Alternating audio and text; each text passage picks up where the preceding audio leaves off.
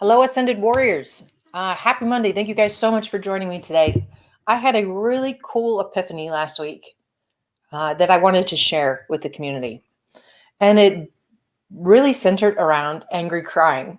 I know this is a phenomena that women are very, very familiar with, the angry cry. When we get so frustrated that we start crying.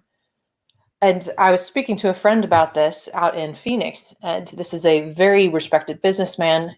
And we were talking about the challenges of women crying in the workplace and what that does when a woman starts to cry in a professional setting.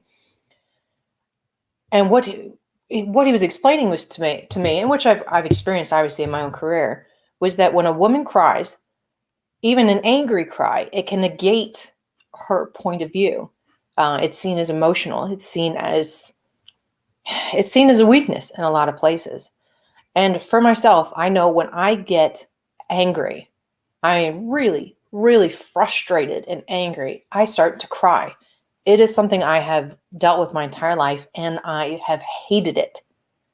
Because I'll get into a work situation where I'm trying to get my point across, and the frustration, the injustice, the lack of listening leads me to cry, which completely negates what I'm trying to portray.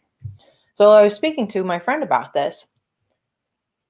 It clicked in my mind why I had developed this habit of the angry cry, and why I've seen so many other women who have this as well.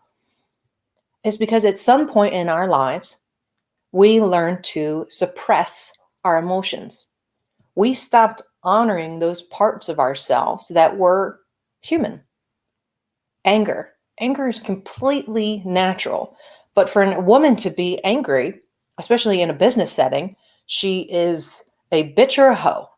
And I have been told that specifically by bosses before, that if you're going to be an angry woman, you could be one of two things. You're a bitch or you're a hoe. That was a great conversation for a totally another day. But the point is, we have been trained as females to ignore our anger, to hold it in as long as humanly possible, because heaven forbid we come across as bitchy or emotional or threatening in the patriarchal society that we live in. So what we do when we put a cap on our anger and we hold it in, it is going to bust out in one way, shape, or form. And for me, that busts out as the angry cry. It never occurred to me to trace back that angry crying to suppressed emotion as a child, culturally suppressed emotion as a child. This goes for men as well. You look at what they suppress as children, which is weakness, it's sadness, it's vulnerability. So for them, it manifests in other ways, one of which being anger. And when they feel vulnerable, they get angry, they lash out. And when we get angry, we look vulnerable, we cry. It's an incredible dynamic that we've created in our society for men and women to ignore their human emotions. We don't honor them. We're taught not to honor them because that won't fit the mold of whatever the heck that we are doing at that time. I was not allowed to be weak. I was not allowed to be vulnerable. And the more I tried to suppress the anger or whatever I was feeling, the more likely it was going to spurt out of me in tears. What this helped me realize is we need to break that cycle. We need to break that cycle as adults and to say, when I'm getting angry, I'm just going to be angry. And this is 100% what my friend told me. He's like, if a man is angry, he will smack a table, he will let his anger out, and it will go away. If a woman gets angry, we hold it in. We try our best not to lash out at people or channel it in any direction. And what it ends up doing is like imploding inside of us. For me, that's the angry cry. For other people, it's sadness, it's depression, it's the need to get away from others. If we honor the emotion at the moment that we're feeling it and let it out, how much easier would life be? If you're a man and you are feeling sad or hurt or vulnerable, express that emotion, honor that emotion in the moment, and it will go away. It won't sit on you, causing depression, causing loneliness, causing anxiety that somebody at the end of the day is going to see the real you. That's what's behind all of this. It's fear that someone will see the real us, because we have been taught that the real us is not good enough. And this is not to say anything against anybody's parents. This is not to say that your parents were bad or my parents were bad. That's not what I'm saying at all. This is cultural. This is something on a higher human level that we have trained into our behavioral system, which means we can train it out. Conscious parenting at this point, if you have children and your children are expressing emotions and you catch yourself saying something that you have been taught as a child, hey, be a big girl, don't cry. Boys don't cry when they get hurt.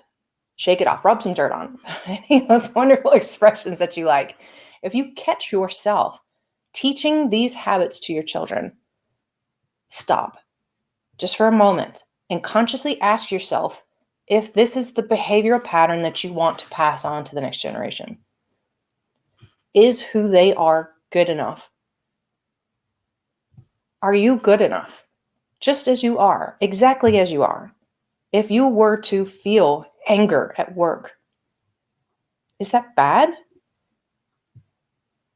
If you were to feel sadness and weak, if you were to feel hurt, is that bad?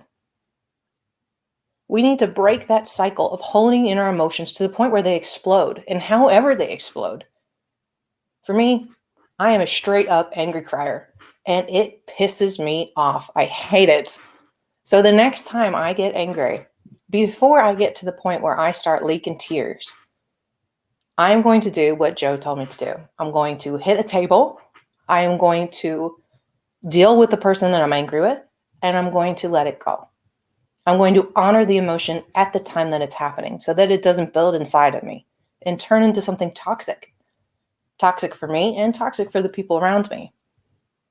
So that epiphany for me, tracing back the angry crying as not just it's a female thing, it is a behavioral thing that I've been trained to do.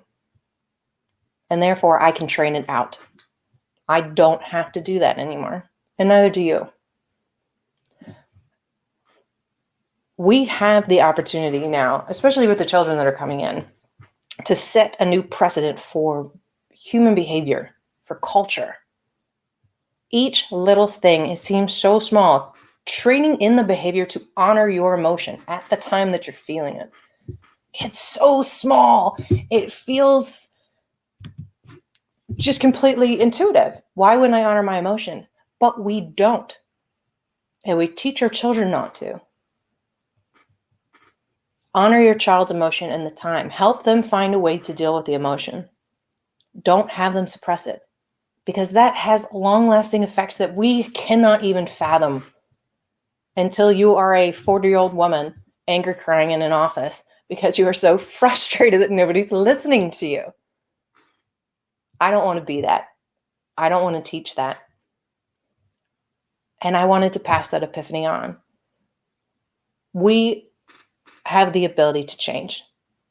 And we have the future generation of light workers and warriors of light in our care. So let's pass on those lessons of love, of honoring themselves, and the fact that they are worthy. 100% as they are born, they are worthy. They don't need to be trained to be anything else. They don't need to be trained to suck it up. They don't need to be trained to hold it in. They are magnificent, and so are you. So the next time you have an emotion, I hope you honor it. And let me know what that looks like, because I don't know what it's going to look like the next time I honor my anger. I really don't. I'm not much of a table smacker. And I don't really like yelling at people, but I'm going to honor my emotions the next time they pop up.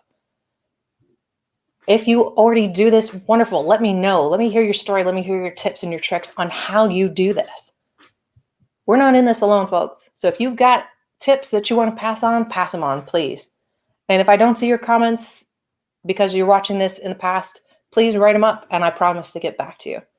If you want more information on the stuff that I'm doing, please check out ascended-warrior.com. Check me out on Facebook. You'll see lots of free content in there, meditations, classes on anything you can fathom. And hit me up if you ever want to talk about spiritual mentorship, going into your Akashic records, generally supporting your journey to find out what's next. So until next week or the next time I've had my hair done and look somewhat human, I will see you next time, Ascended Warriors. Bye.